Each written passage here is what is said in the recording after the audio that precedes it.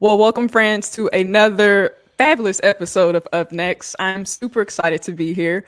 Happy Wednesday. I'm like losing track of the days, but all is well here. And I have a very special friend who's joining me today, none other than Joel Goldberg. How are you doing, sir?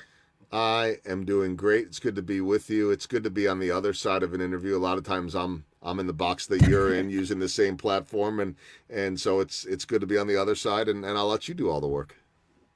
Yeah, today's my day. So you just sit back, you relax, you chill out, and I'm gonna ask you the questions today.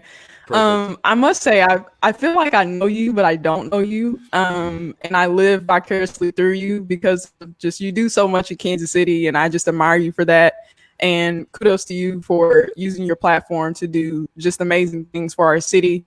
But I've had literally everybody on the show. I'm like counting down just people who just are extraordinary, but they're ordinary.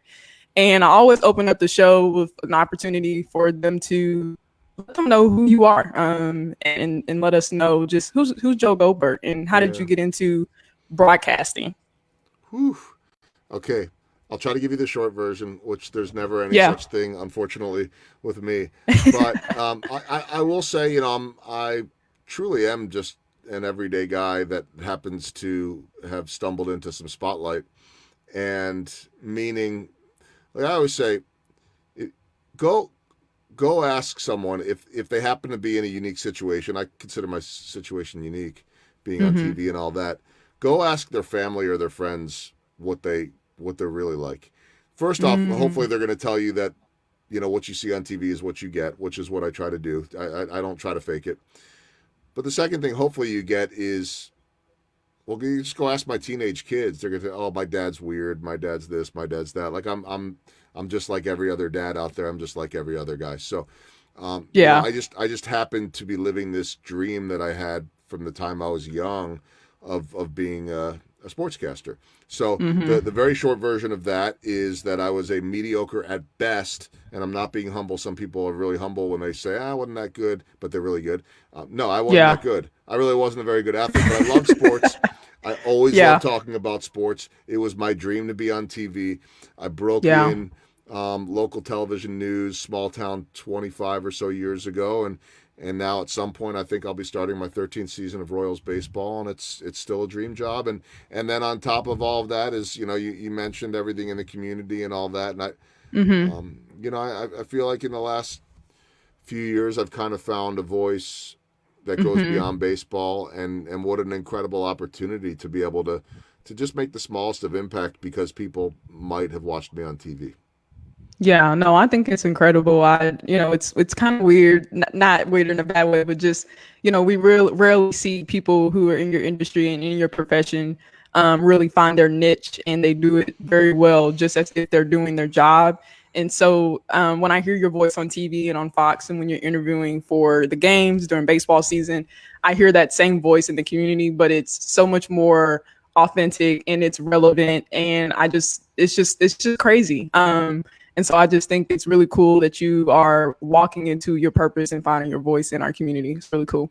Yeah, no, and I mean, thank you. And it's a continued journey. That's true for all of us too. I Mm-hmm. mean, I didn't move here. My family, I didn't relocate my family here to Kansas City in 2008 with the thought of, hey, I'm going to make an impact in the community. I wish had that kind of vision, but I didn't Mm-hmm. yet, and I was still at a point in my 30s then that I wasn't thinking like that yet. I think you Yeah. have things figured out well before I do in terms of having that voice and making an impact. No, I mean, no, Don't you're don't give doing me that. that much credit.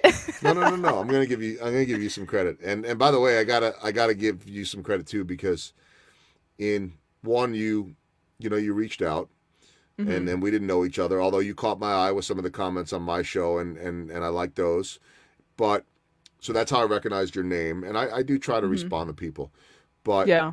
I will say, and I don't want this to come off as too much of a complaint, but Mm-hmm. this pandemic, I believe, Mm-hmm. has exposed people, for better and worse, For in terms sure. of true colors. And it's like I'm constantly amazed at the lack sometimes of manners. I don't mean trolling and that type of stuff. I can handle the trolls on Mm-hmm. social media. That comes with it. If you can't Yeah. handle it, mute it, ignore it. I got to tell my family if there's something that's really concerning, let me know about it. Otherwise, I don't care.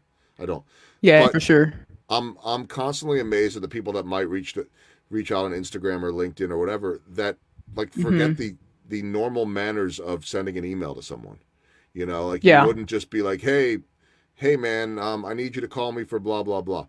And there's like a lot of that going on exactly. right now. And maybe some of that is that people feel like they know you, and that I For will sure. take as a positive and a compliment because it's my hope that everyone that watches feels like, I'm coming Hmm. into their home. I am. I mean, we on TV have this privilege of coming into people's homes every single night. But Yeah. I wanted to credit you because you were so professional about reaching out, and I didn't in any way sense that you expected a yes. You just put it out there, and I was interested. And Hmm. so I to me, it's like it's so easy to. And if we're busy, we're all busy right now. By the way, if nothing else, Yeah. everybody's stressed. Everybody's stressed. So just being stressed takes up your time. Everybody's under the gun. Yeah. Everybody's under For pressure. sure. And when you then have to deal with something that isn't all that becoming or a lack of Hmm. decorum or manners, it's just like a non-starter. And then when you get one where it's like polite and well written and from the heart and all that, it's like, man, I want to I want to Hmm. be involved with someone like that. So there's a compliment to you, because that to me that should be common sense. It's amazing how sometimes that can be forgotten.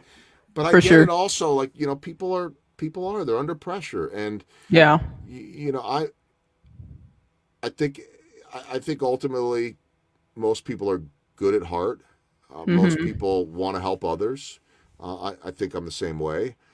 For But sure. it's been really interesting just to sort of watch, these times. And so when I think about getting Hmm. back to your original point, about finding a purpose or whatever in the community, I didn't Hmm. come here to Kansas City with that in mind. I came to Kansas City because it was a better job opportunity for me. We'd been in St. Louis for the previous 9, and even if the Royals weren't as good of a team as the Cardinals, it was just more airtime. It was a better chance for me.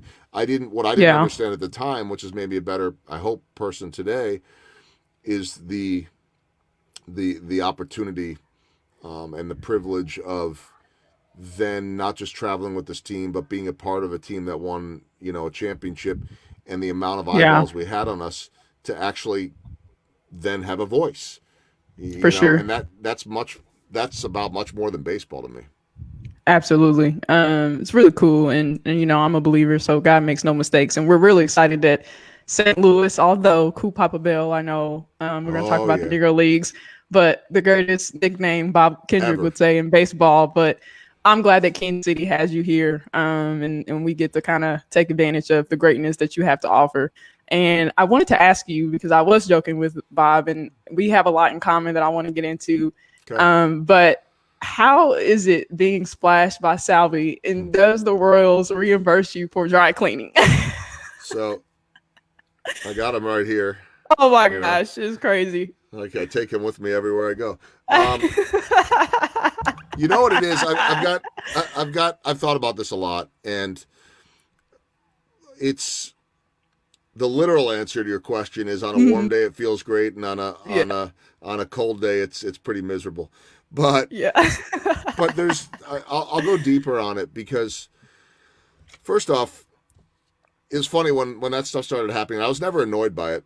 Hmm. Salvi would tell you that there's only one day. He says two, but when I correct him and remind him it was one, he'll agree with me on this. There's only one day I ever got mad at him, and we were in Seattle. It was the start of a long road trip. If we're doing 9 or 10 games on the road, I'm not packing 9 suit coats. I'm packing three, Exactly. and and then you can get some uses out of multiple shirts, all that. And Hmm. it was early on the road trip, and instead of a Gatorade bucket, he took like 4 cups of blue Gatorade and he just started chucking them in the air. And so and I got like a lighter shirt or coat or something on, and it's just dotted in blue everywhere. And I'm like, Yeah, yeah. so I said something to to their media Incredible. relations guy, and he said something to Salvi, and so Salvi's held that over my head for a year. Oh, Joel complained about, like, it was one time. So I wanted to out myself on that, but what I realized early on was like I could ask the greatest question in the world Mm. or the worst question in the world. And as long as there's no, F-bomb or something inappropriate in there, no one's going to remember that. They remember the splash. And so that kind of messes with your mind a little bit at first, like what am I doing here? And not in a ego way or anything like that. It was just like, I've been trained and went to school to hopefully ask questions the right way and the good way. And that doesn't mean Mm-hmm. I get it right all the time either. Yeah. But what I figured out pretty quickly, Yeah. because like I've never asked for the Salvi splash. I've never asked for him to do it. I've never Mm-hmm. set anything up with him other than him giving me a little bit of a look, like I'm coming, distract them, or like there's body language between us. But I always say it's his world. In the simplest, cliche way, it's his world and I'm living Yeah. in it. We're all living in it. But then Mm-hmm. let me dig deeper on this one because this is really ultimately where I'm at. People, by the way, I don't know what happened to like the old day of just a high five or a good job or a, pat on the back or whatever. Like, okay, and then it turned into a fist bump. Exactly. That's fine. But what what about dumping a Gatorade bucket on someone? But boys will be boys. They're having fun. It's Yeah. silly. That whole thing started. And then what I came to realize was you look up, especially in the years where they were winning like they were, Mm-hmm. and there's 35,000, 40,000 people that haven't left their seats at when the game is over. And Yeah. and they're staying there for one reason. They're staying there to watch. I can envision some of the parents and the kids like, okay, let's go. No, I want to see if Salvi dumps the Gatorade bucket. So on Yeah. a on an even deeper level than that, what does it do? It brings people together. Mm. Mm. Yeah. In a world that we live in, and this is certainly true in sports, where there's so many cliches because it's safer just to take the cliche route. It's safer not to be on the front pages. It's safer not to have that answer plastered on social media because maybe you said something wrong. It's so much easier to quote unquote take it one game at a time. I'm Yeah. just here for my team. I just Mm-hmm. want, on and on. So when you get a chance to see some personality and adults acting like kids in a fun, playful way, who isn't going to want to enjoy that? I mean, think Yeah. about Salvador Perez speaks English as a second language. Sometimes Mm. I'll even hear from fans that say, I'm not even sure that I understood every word he said, but that was a lot of fun. Why was it a Yeah. lot of fun? Because he Exactly. puts a smile on your face. So for Yeah. me to get a chance to be a part of that, Mm. and for me to be identified as that, that's unbelievable. That's not anything Yeah. that I ever studied in school or signed up for. And by the way, that has also helped me in terms of having a voice and visibility. Mm-hmm. So if people say, "Hey, Mm-hmm. that's the guy," I hear it over and over again. Hey, Mm-hmm. do you know who that is? Saying to a kid, "No, that's the guy that gets that Gatorade bucket, that Yeah. selfie splash." Oh, that's Yeah. pretty cool. No suits have ever been ruined. That's good. Salvi does not pay for my dry cleaning. Tell Neither him do he the should. Royals. Drew Butera once offered because he did it and he just covered me in red Gatorade or something. And he the next day he's like, "Let me pick up your dry cleaning." I happen It's to have a dry crazy. cleaners, and this will be my little shout out. Hangers Dry Cleaners about 3 years ago they reached out to me, and they've got multiple spots in Kansas City. They reached Okay. out to me and they said, "Hey, we want to talk to you." I didn't know them. Since become very good friends, and they said, "Could we talk to Mm-hmm. you about your dry cleaning? And we think we've got something you might be interested in." I said, "All right, I'll listen." And basically, they said, Uh-huh. "We want to take care of your dry cleaning." I said, "Well, I It's crazy. that's cool, that's great, Yeah. like I'll let you in on a secret. If I didn't get the Gatorade bath, it's still like 80, 90 degrees out. I'm not wearing the suit again. Yeah. It's the summer in Kansas City. It's gross." So I got Exactly. to take it in anyway.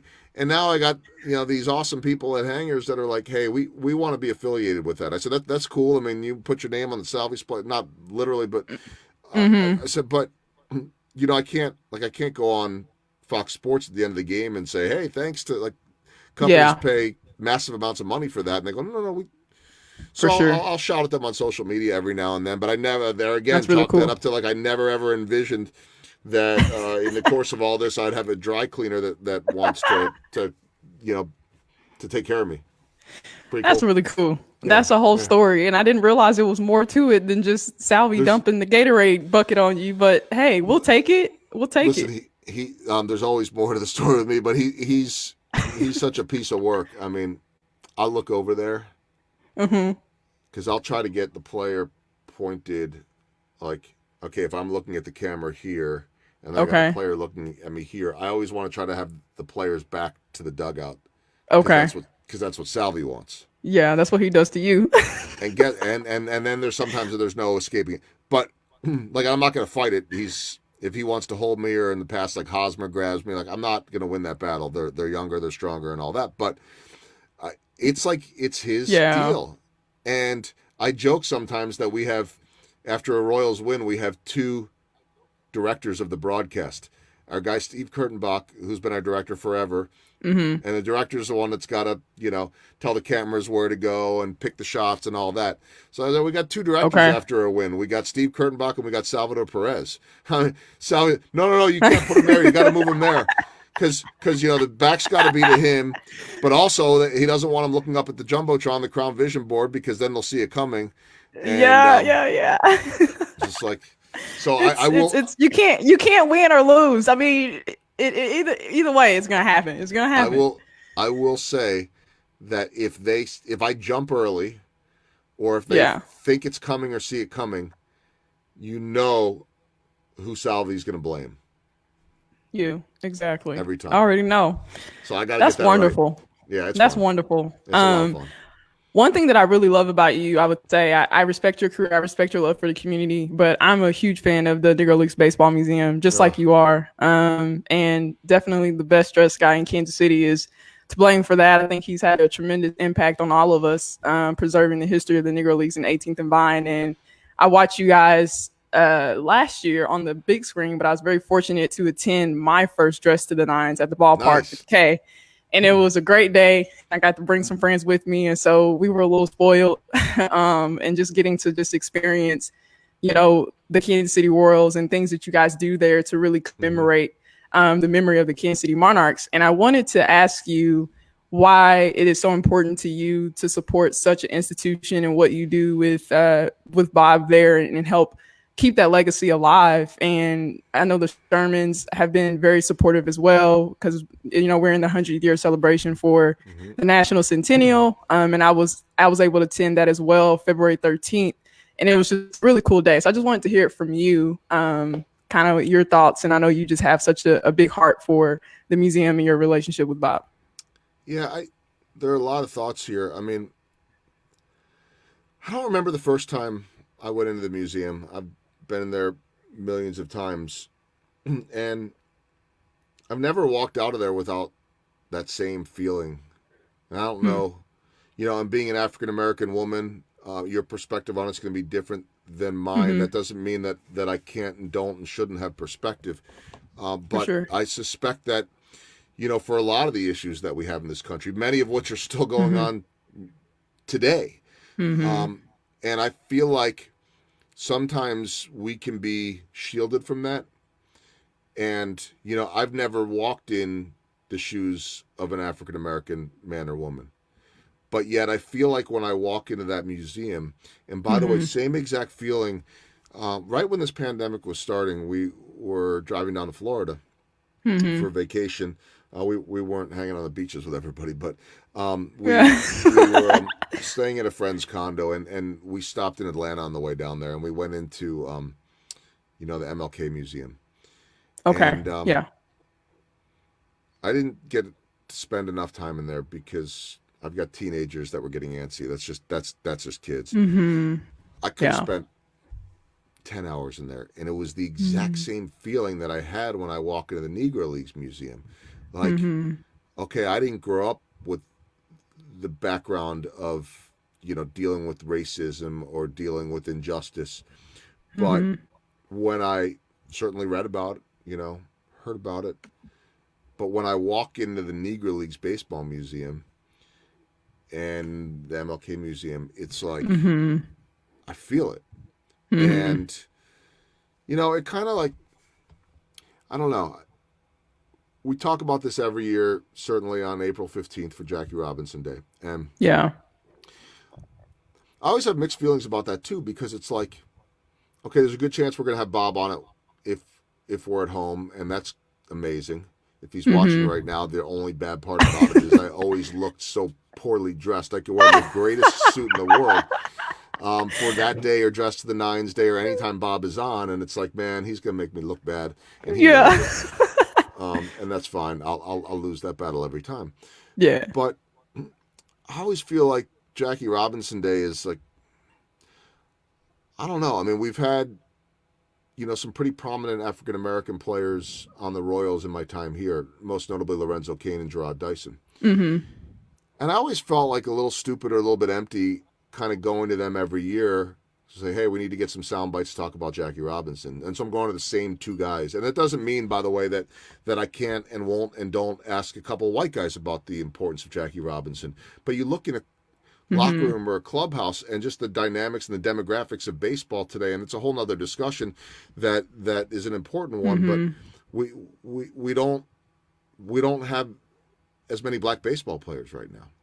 And Mm-hmm. I'm going off on a tangent there, but it kind of has always bugged me that on that day, and this goes back to even when I worked in St. Louis, you might have one or two guys that might be able to actually place themselves in Jackie Robinson's shoes, and it just didn't feel like enough. Mm-hmm. But again, privileged to be able to tell those stories. Yeah. Um, but to have access to that museum Mm-hmm. here in my town, and I do call this my town. I mean, we've lived here 12 years. I don't envision leaving. We love this Mm-hmm. place. We've raised our kids here. We're raising our kids here, and to have that museum, to be able to share that museum with friends and family that come into town, to be able to Mm-hmm. put that at the top of the list and say this is somewhere where you have to go, is Mm-hmm. is unbelievable to me. And Yeah. so I think it almost just it gives me more. And the other thing too, and I tell people this all the time, is it's not a baseball museum. Mm-hmm. It's a museum of American history. It's a Yeah. museum about our country, and the injustices of this country and the history of that, and a museum of resiliency, and a Mm-hmm. museum of incredible accomplishment. It just happens to involve baseball. And Yeah. so, and as you may know, or can tell, it's also about great stories. I'm a For storyteller. sure. There's Yeah. no one. There's no one on the level of a Bob Kendrick in terms of Mm-hmm. storytelling. Actually, one of my. It's not a regret, but one of my disappointments in life is I came here in '08 and I never Mm-hmm. met Buck O'Neill, and Yeah. I feel like I know him. Um, I've spent enough time around Bob to feel like I've spent enough time around Buck. Mm-hmm. One of the greatest books that I've ever read. I'm hoping you've read it. Is The Soul of Baseball by Joe Posnanski. Reading If it you now, haven't okay, finished it. okay, And that was going to be my next thing I was going to talk to you about. Because we both go. share that in common. I feel like I know him because I listen to him so much, and he talks about Buck. And when you read Joe's book, I'm like halfway through it, and they're traveling, and Buck's just meeting everybody everywhere he goes. He shuts down literally buildings, and people just flock him. And it was interesting because I was listening to Tony Gonzalez's former Kansas City Chiefs, and he has the podcast now. And I don't know if you listened to it, but he was talking about Buck. Like he comes up in everything, and he was talking about the importance of sleep and how Buck slept all the time on the plane. But anyway, that was my tangent. But keep going. Well, I feel like I have learned from Buck after his death, and that again comes from Hmm. great storytelling of Bob. Yeah. I think Joe, who was a friend, I was lucky enough. I didn't know Joe when I moved here, but I was lucky enough Hmm. before Joe moved on from the Kansas City Star to strike up a friendship with him. And Hmm. I believe he's one of the great sports writers of his generation. I think a lot of people would Yeah. agree with me on that. And that book, and I will confess to the Yeah. fact that keeping my attention span and me reading, which I used to do a better job of, is not. I think I'm reading 3 books right now, and I've been reading all 3 for like 4 months. so I'm making no progress. It's hard to keep Yeah. fall asleep, distracted by this or that or Netflix or whatever. Yeah. I get But it. that but that I get book it.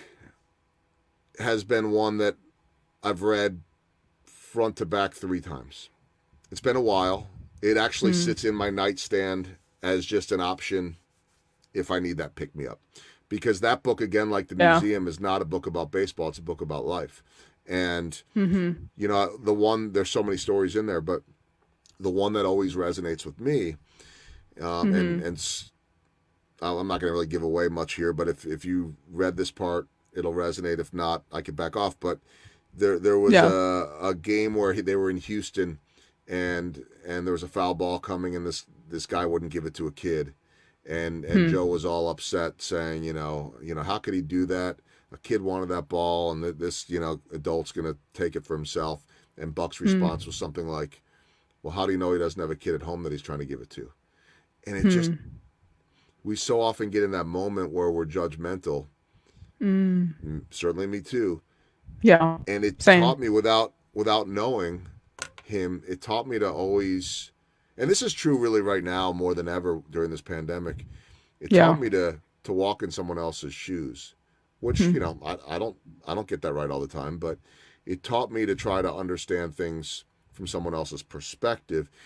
It taught me, and again, that's what I love about the museum. I start getting lost in that museum, and I feel like I'm walking back in time, and I start Mm-hmm. getting transfixed by some of those videos, and feeling like you're in a different generation, and the way they very strategically and set up the displays, and certainly the Mm-hmm. field, and on the outside looking in from the fence and all that. So I just Yeah. think any chance we get to expand our perspective. Actually, I don't have a ton of bobbleheads in this room, but I just realized that I do have Buck right here, and Yeah. it's they've got my kids have a bunch in their rooms, but and I always gave all that stuff to them, but I like to just have a few of them out here just because just perspective, and so Yeah. I I am I'm disappointed that I just never had the opportunity, that the timing wasn't right to meet Buck, but Yeah. yet I feel like I know him, Mm-hmm. and that's a credit to certainly the man that he was, to be able to leave the legacy that he did, but For sure. also to Bob, who truly is just the most amazing ambassador of Mm-hmm. Negro Leagues baseball, of Buck O'Neill, and Mm-hmm. and and of so much of what's important in the history of this country. Yeah. No, it's I don't even know what to say. Joe, that was good. I mean, it's incredible. I'm I I'm feel the I'm an same out of way. work I'm an out of work baseball worker, or out of work baseball broadcaster. No, it's No, it's incredible. I mean, I feel the same way too. I feel like every young person in Kansas City, and this would be a dream of mine to literally just have a day where everybody you pick the hour and you just literally walk through. I just think it really puts in perspective, like you said, the things that are happening right now as we speak in America. And O'Neill, I mean, you go everywhere. I hear stories, and I reading Joe's book and just how much he literally documented and had the relationship with him, and just all those things that we can't get back. And I wanted to also ask you two more questions, and one that is about Buck. With him not getting into the Baseball Hall of Fame, Bob tells that story all the time, and how we wish he could have gotten inducted. And later this year, maybe there's some hope, maybe there's not. What are your thoughts about that? well, it sounds like there's a lot of reason for hope, and that will be a truly special day. I don't know how it can happen, but Yeah.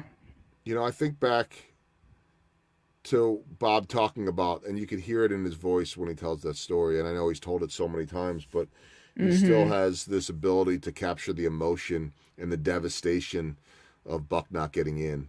Mm-hmm. And yet there again, there's Buck trying to cheer everybody else up, Mm-hmm. and just that perspective. So Yeah. I suppose if it doesn't happen, we'll all need to channel that inner Buck and put it in the right perspective. But I just don't Mm-hmm. know how it can happen. I mean, Yeah. you know, who embodies the spirit of baseball any better than what Buck O'Neill did. So, Yeah. what he did for the game and what he was able to do still to this day, after his death, I think that'll. I think, and I hope that I know Bob will continue to carry on that legacy, and he's not For the only sure. one. He's the one that's front and center, but there's so many people that are Yeah. attached to Bob in his world that my hope is that Hmm. you know that those stories, and it won't be me, but if I know a lot of those stories, like I could recite the cool Papa Bell story, turning the lights on. If I could tell all those, think about how Hmm. many people have been exposed to that, and that it then becomes, many years down the road after Bob's not here to do that, someone else's responsibility to continue that legacy, and For that's sure. one of the beauties of that museum. And you'll often see it, and I don't know if it'll happen this year, but Hmm. inevitably, anytime a visiting team comes into town, Bob usually has Hmm. some players from that team coming in, Yeah. and some are black, some are white, uh, Hmm. but everybody walks out of there moved by it. I'm sure of that, and I think that Yeah. the more people are exposed to it, and certainly the more celebrities or baseball players like that are exposed to it, they have a voice. They have a voice greater than most of us. And so, if they have that ability to pass that on to their fan bases, and hey, if you go to Kansas City, you got to check this out. It'll change your life. That type of thing. I think For that's sure. important.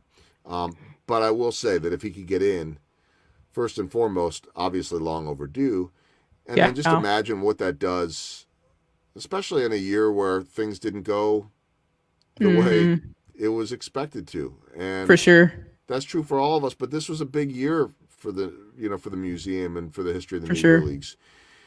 And I'm sure again Buck would find some silver lining in it. But Yeah. maybe that silver lining is a big party, or I don't know what'll happen, but when he gets in, I'm you know, sure I'm sure you and a lot of the baseball world, Joe, Bob, I everybody. mean, it's probably going to be a huge celebration somewhere if Buck gets into the Yeah, National Baseball Hall of Fame. yeah, So yeah. I just wanted to talk to you about that. And for me, it's just been incredible, not only to learn about the Negro Leagues and the history in which plays here in Kansas City and across our nation, but also, having a relationship with Bob, seeing his passion, seeing his perseverance, Mm-hmm. sharing those stories.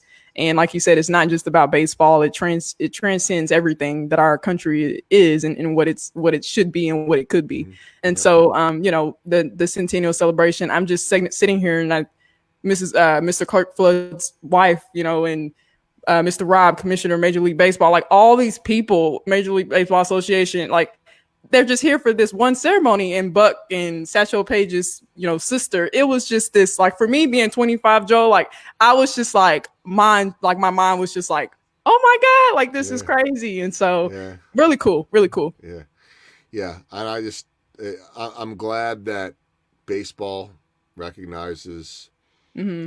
Buck, the museum, Hmm. and I think it's good. I mean, there were some down times, in the past, and certainly Bob came back in and helped rescue that. And I just For think sure. the support here in this community, and I have so much pride too when you start hearing people talk about the Negro Leagues Baseball Museum, to know that that's here, in our Hmm. town. Yeah, for That, sure. and again, like I don't know if 18th and Vine will ever be what it once was back when those guys were around, because there was, from what I understand, there was no better place, Yeah, right? I know, I Um, know.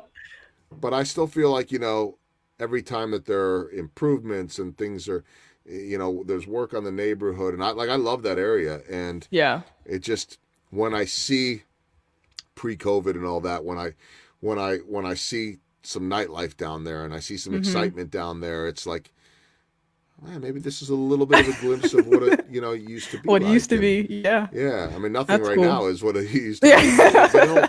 it'll come back. And so again, it just gets back to walking in shoes, and feeling like, what it must have been like back then. That's cool. We're Yeah, ending towards the end of this, unfortunately, because time flies. time flies. So It's already time for like 5:40. I wanted to ask you, obviously the Kansas City Royals have you guys have a new owner. How's that been for the dynamics of the organization and kind of, obviously you should be, in a perfect world, you should be working right now, like Yes. giving us some updates about players and what's happening with Yes. the Kansas City Royals. What is happening? What's going on? I'm looking right now because I want to see what's today, a Wednesday. So we would have been playing for sure. There's no Wednesdays aren't an off day. Okay. It says that we would have been at Fenway Park against the Red Sox. So, which actually makes me sad to think about it. I've actually been, minus the not working and not getting a paycheck, I've been okay mentally. But when I think about Fenway, which is my favorite stadium to visit, I notice the distinction. I always try to say, like, okay, Kaufman's home. So put that one aside because, like, when you ask, what's your favorite? It doesn't count. Right, because that's where that's my everyday. Exactly. So I guess we should have been in Boston, which is always an incredible experience. But it's hard to say in one sense because we haven't really seen the John Sherman era begin because we haven't even seen any baseball yet.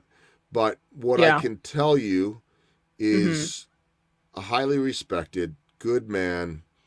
I think he brought in a lot of great, partners in terms of ownership.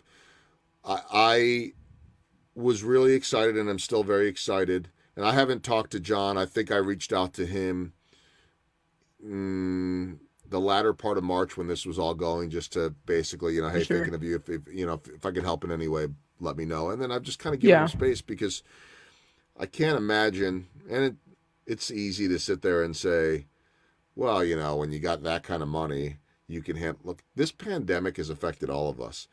And what I've told people, it doesn't matter whether you make $1 billion. I'd prefer to be in those shoes, no doubt about it. Or if you're trying to just afford the roof over your home, if you have a home, it has affected everyone. And so I've thought about that a lot with John Sherman. Is here he is now living what I think was a dream to own the Kansas City Royals, or certainly one that was a dream in recent years, and it's finally happened. He finally put it together. I mean, I remember about 5 years ago, I'd met John Sherman, great guy, at that point, minority owner of the Cleveland Indians, and so I met him, we talked about a bunch of things, and then I remember saying to David Glass, the Royals owner, I said, hey, Mr. Glass, I had the chance to meet John Sherman. He said a lot of great things about you, and he goes, oh, he's a great guy. He says, but I'll tell you what, he's always trying to buy the team from me, and I keep telling him they're not for sale. And so look where we are. Years later, they're his team. Yeah, and that's cool. I'm sure that there's the stress of any business owner. I mean, we're talking about his group bought the team for $1 billion, but you got to deal with the finances. You got to deal with massive loss of revenue. Yes, maybe a billionaire can handle that more. You got to deal with keeping people employed, and how do you take care of your people, and can you take care of all that type of stuff. So I just think about how much stress. First off, if you buy and take over a team, there's got to be a lot of stress. You don't just take it over and okay, go, there's your team. Yeah. I mean, there's a lot to it in terms of the legal side, the finance side, the culture side, all of it, right? And so, as a measured, smart leader, which I believe he's all of that, you sit there and you figure out the transition. For sure. And so you're on a path, and then suddenly this happens. So what I do think is this. I remember talking on my podcast sometime last year to Barnett Hellsberg, who's a pretty legendary figure here in town. And Barnett once had Hellsberg Diamonds, sold that company to Warren Buffett, and incredibly philanthropic and all that. And he said something to me after the team was bought. He said, because Barnett worked for you and Kaufman. And so Mr. Kaufman, who I never met, was a mentor to Barnett Hellsberg.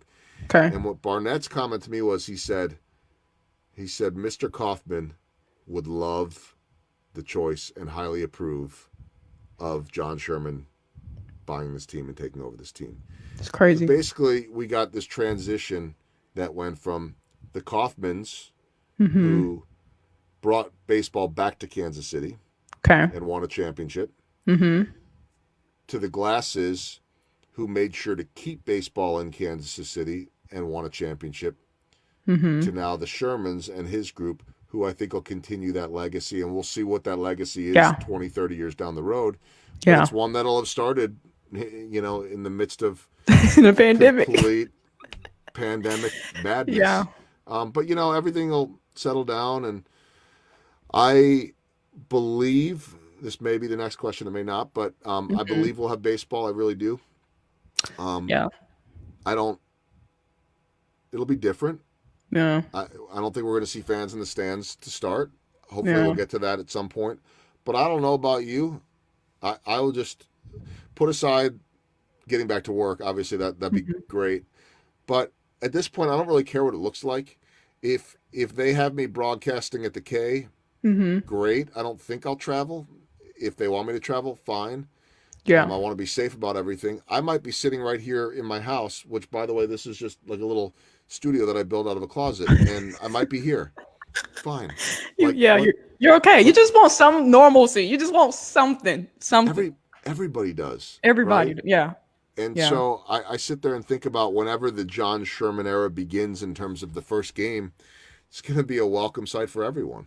Yeah, for sure. No, this is so great. And talking to you, I mean, it just gets crazier. Like every time I think about like Mr. Kaufman and Buck O'Neill and how Buck still has a seat at the K, he sat in that seat for many games, and how all this stuff just still is so relevant, and how he wanted to buy the team for Mr. Glass, and now he has the team. It's just the world and the synergy and how the gods align. It's just it's incredible. It's really incredible. Full circle. Yeah. So before I let you go, I want to make sure your wife, your kids, everybody's good. What's one thing you've enjoyed during this time? Well, I got 2 teenagers. We managed to keep them pretty well contained for a while. We're losing that battle a little bit with getting antsy with friends, and we've really tried to be smart and safe. Yeah. And I know everybody has different views on this. We've probably been on the conservative end of just trying to be smart about it. But I think, for sure, to me, 2 things. One, I've never been home like this time of year. So in my kids' lifetime, I suppose when they were really young, before I got into traveling with the St. Louis Cardinals, but I started traveling with the Cardinals around 2005, not as much as I do with the Royals, but I've in my kids' lifetime, and they've been around now long enough. I don't know that I've ever been home for weeks at a time in April and May. I would rather be working. I think they're probably sick of me too, but but because that's just the way we're wired. It's not, this baseball life isn't easy, by the way. I mean, it's you won't hear me complain about it because it's a dream job. Like I tell people all the time, even on the worst of days, they pay me to talk about baseball. Life's pretty good, but that means that I miss kids events, and games and theater productions and milestones and moments like that, because I'm traveling. So it's been really good to be home. I'm working as hard as ever, just on podcasts and my speaking business, and for sure, I don't want to sit around. So it's like I might, when I walk out of here, I'll take stock and see who's home and who's not, and then wait, where'd he go? Where'd she go? Like that type of thing. But it's been cool to be around them. And then I think the most fun thing is we just started 6 weeks ago, I don't know, whenever it was. My son had said he wanted to watch a Marvel movie per night. Okay. And I've watched some of them, but not all of them. And I think we've made it through, what was the last one we watched? I'm starting to lose track because there's so many different ones. I was going to say, there's a lot of Marvel movies. Yeah, I think we've been through like 15 or 16 of them or something like that. I think we just finished up with the second Thor or the third. I think Black Panther is next, which we've all seen. I think we've all seen that at least 2 times, if not 3. My voice just went up. Like, I'm excited. Yeah. Well, what was the? See, I'm so bad. I'm getting old now. But one of the ones where Black Panther or some of the characters are seen in one of the earlier movies. I don't remember if it was an Avengers or whichever one it was. It was sort of like that first glimpse of them, and I'm like, ooh, that, yeah. Well, I know. Oh gosh, what's the lead? I'm not that good. Yeah, he was in 42, the Jackie Robinson movie. So I forgot his Yeah, yeah, name, and I should know his name, but that's where yeah, he kind of was like on the map. And then I think Black yeah, Panther just blew him yeah. up. So So that I think no, that's that's really next. But cool. that it's been cool just to kind of sit there and watch all of those with them every single night, and some of them I hadn't seen before. Like I'm embarrassed to say it, but I'd never seen Ant-Man before, and I interview Paul Rudd every year at the Big Slick thing, and we finished watching that, and I was like, that was really good. Yeah. I like that a lot. So that's it's been fun just to be able to do that, and hopefully they're only stuck with me for another month. Yeah, Chad Boswick. Lauren Conway's watching, and she said it was Thank you, Chad Lauren. Boswick. Yeah, yeah. Thank you so much because we could not think of his name. That's it. And now it all makes I want sense. to do that Lauren face. Like Lauren's I had her awesome. on the show on Monday, and we talked Lauren's about great. Innovate Her, Casey. Nikki said, "Thank you, Nikki, for tuning in." She said she loves this. Thank you both. Thanks, Sean man. said this is a great concept. Well done. So Joel, you got fans all over Kansas City, and I hope that once everything kind of They goes may not be back to mine. somewhat normal, They might be your fans. I mean, it's both of us, Fair and enough. Fair I'm just enough. very blessed to have you today, and hopefully we can get dressed up next year. We're just gonna put all our hope until next year. Yeah. We'll get our picture at I the don't know if K, I have. but I I was hope looking later to this see if I had year. one of my. I was looking. Sorry, I was looking to see if I had One of my fancy hats. I got like 5 of them Oh, now that I break out for just the nines, but we I can't find it. we could do a part. We could definitely do a part two. I would love to have you and Bob on at the same time. Shameless plug. I'm putting that out there. I think that would be So incredible if I can get both of you guys on here at the same time. I'm just gonna wear like a t-shirt because no matter what I do, It's like we like both are doomed. I mean, it doesn't work. It doesn't work. it, I mean, I could sit here and look around and grab like the nicest suit and tie that I have, and it's not gonna make a difference. So I might as well just concede. But I'll be Well, on with Bob. I'll okay. just sit and listen. Yeah, well, I know that he's supposed to come on your podcast. That's how we kind of Yes. start talking about you. So hopefully that's good, and hopefully you can have him on your show midday. Because I catch that. I love watching the people that you have on. I've learned a lot. And thank you all so much for tuning in to Up Next. This is Oh, definitely.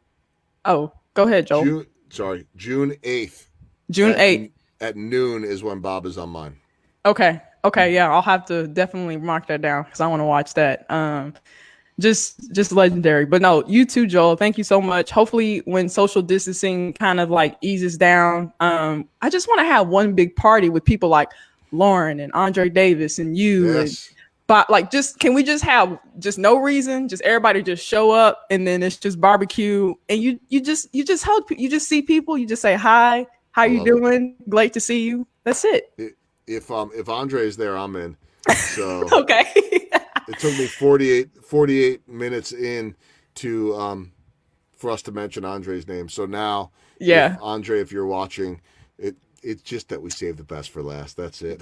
Yeah, yeah, no, yeah. I'm gonna definitely have to pull on him. He's great. I've The done some things best. with Andre and gonna be tapping on him soon. So thank you so much, Joel, for coming on. Thank you all for watching. Up next tomorrow, we will have Stephen E. Smith and Nicole Price. They're both diversity and inclusion consultants. Joel, I don't know if you probably know Michelle and Brian Wimes as well. I'm gonna have all of them on the show tomorrow. We're gonna be talking about all things D&I, workplace, everybody. Just, it's a lot going on, so we got a lot to talk about tomorrow. So that's what's up next. You can catch me at 6:30 and 8:30 tomorrow. Joel, Ooh, any that's a last full words? day. Full day. Yeah, yes. Just keep doing what you're doing, and now I can embarrass you and make you blush and all that type of stuff. But you're doing great things. Keep telling stories. Keep bringing people together, and you're off to a really good start at 25. So think about if you're just scratching the surface right now, or just getting started, really, and how many years you have to come. Keep doing it. Keep. Joel, you're going to be in the Hall of Fame one, and I'm going to be like, I'm going to pull this out of the archives, and Come I'm on, going no, no, no, to, and I'm no. going to send this forward and be like, remember that interview I had with Joel Goldberg? You're gonna be like, remember back when I was a young kid, and no, you know what? Keep telling these stories. I Keep appreciate it. because and I've found this with my podcast too. It's like you do have a voice, and people are watching, and Mm-hmm. that there's something powerful to be able to do that. There really is. And I'm lucky that I get the exposure that I do on TV. Mm-hmm. You're doing that without getting the exposure that I do, and Mm-hmm. you're getting guests, and you're talking about important things that matter to the community. So I think it's Mm-hmm. a reminder that you can make an impact. You know that Mm-hmm. already, and I don't know you very well, but I could see it just in some of the things that I could see from a distance, and even in an interview. So no, I want to commend you on your passion, and you've got an energy to you, which is awesome. So don't change. Keep doing that. Thank you. Thank you. You guys heard it here in the words of Joel Goldberg. Come back tomorrow. See you guys soon.